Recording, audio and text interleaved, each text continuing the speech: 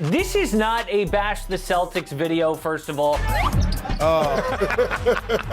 They are so friggin' smart. I mean, they somehow went through a literal crazy person trying to blow up their team and losing their best veteran to their rival and still have a young team with dynasty potential. But they are still a long shot to win the 2020 title. Oh, don't believe me? Do you see these buildings? Those shiny ones in the middle of a friggin' desert? Well, Las Vegas was able to afford those by getting things right. And Vegas says the C's are 20-1 to win the championship. That is about a 5% chance to win the title. That sucks.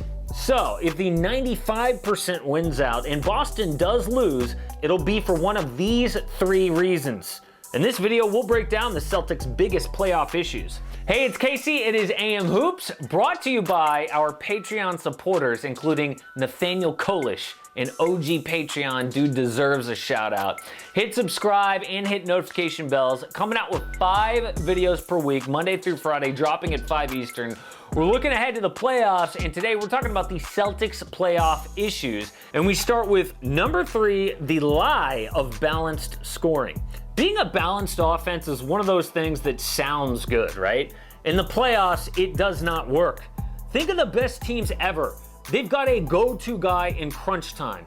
You need a bucket? Actually, it's not Phil Jackson's play calling. It's the brilliance of Michael Jordan or Kobe Bryant. It is not Steve Kerr coming up with some brilliant scheme. It's Kevin friggin' Durant. Balanced scoring absolutely works in the regular season, but the Celtics need the big man for the big moment. Oh, what's that? Oh, you're saying they have Jayson Tatum? Oh, you mean the guy who looked like a superstar literally for 3 months after the new year? That proves anything?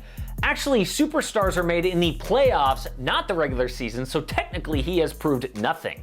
And we'll talk about why their bench is an issue later, but just know that these starters are gonna have to play huge minutes. I know Tatum looked like the go-to guy at times late this year, but can he keep that up in the playoffs? What if even more responsibility is on his shoulders playing 40 minutes a night? I think the added pressure of like an 8-man rotation will expose Jayson Tatum. And if he's not at that level, there is no way the Celtics can come out of the East.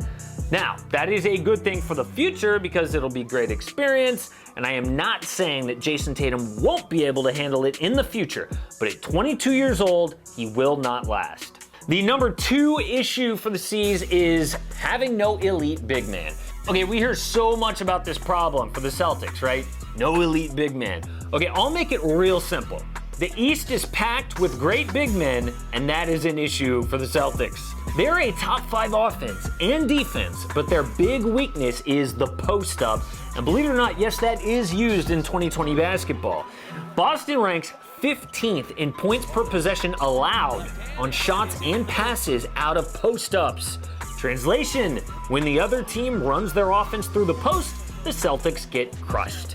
So if Joel Embiid comes back focused and healthy, forget it.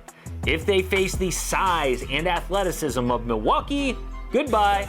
Even the Indiana Pacers have a great chance of knocking off Boston because they run a lot of their offense through Domantas Sabonis and Miles Turner. So who do we blame here? Well, technically Danny Ainge because he's the GM and he put this team together.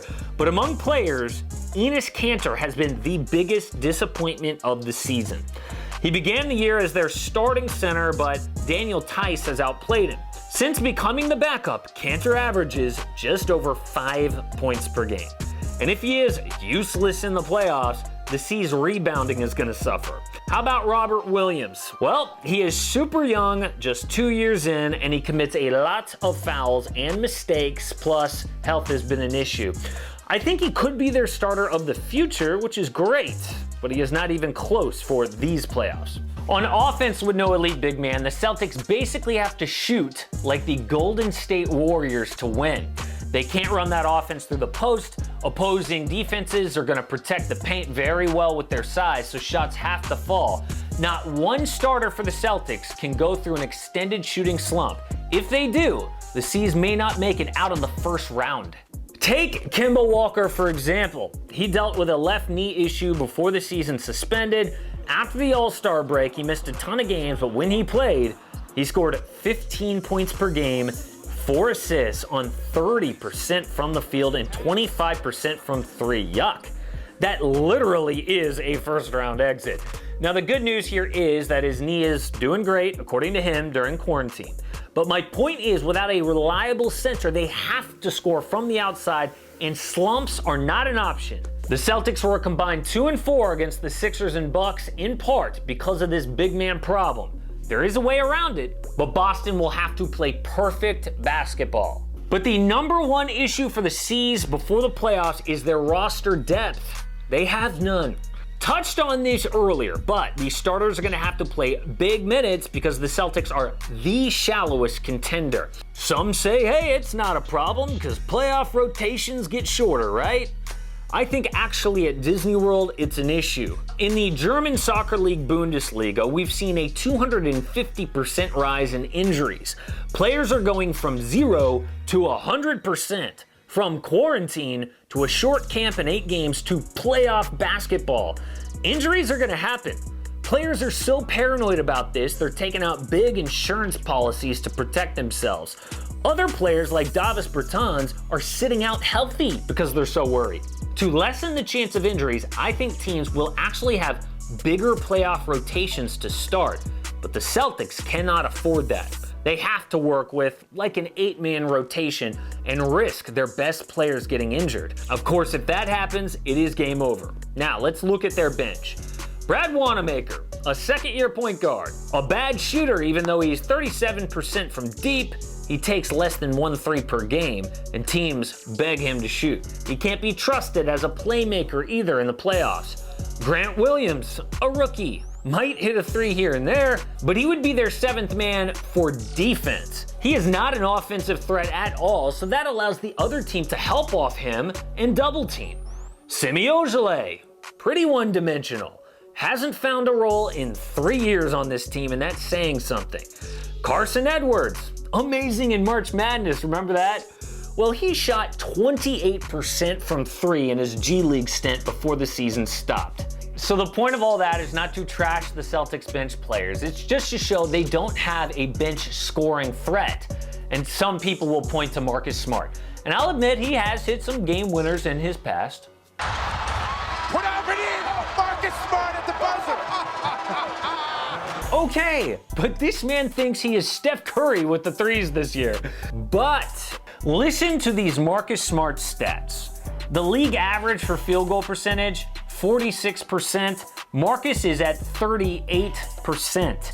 In fact, of 132 qualified players, Marcus Smart is next to last in overall shooting percentage. He is better from downtown, I'll give him that. League average for 3-pointers is 36%. Marcus, a respectable 34%. But he's still below average with 64 players better in the league. So clearly, their lack of a bench is an issue. We mentioned health being an issue there, but so are matchups. We know the Sixers and Bucks are a bad matchup for Boston because of their size.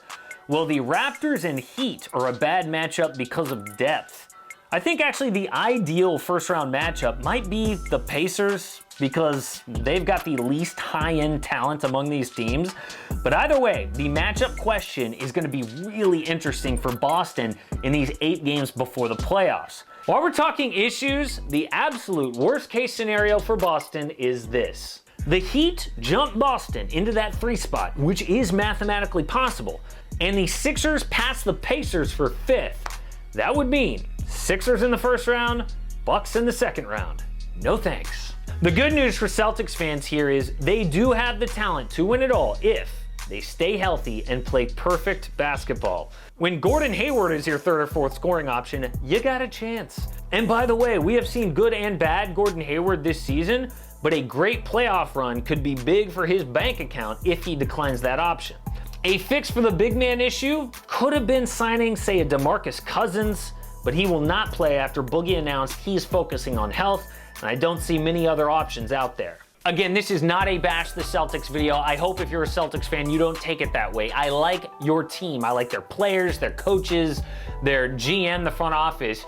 It's just that I'm trying to point out why Vegas says they only have a 5% chance to win it all. They're talented, but they're young. The last 10 NBA champions, average age was 29 years old. Boston has 8 players under 24 years old. Right now just isn't their time, but in the future it easily could be. Support AM Hoops and click subscribe. Don't miss a daily NBA video.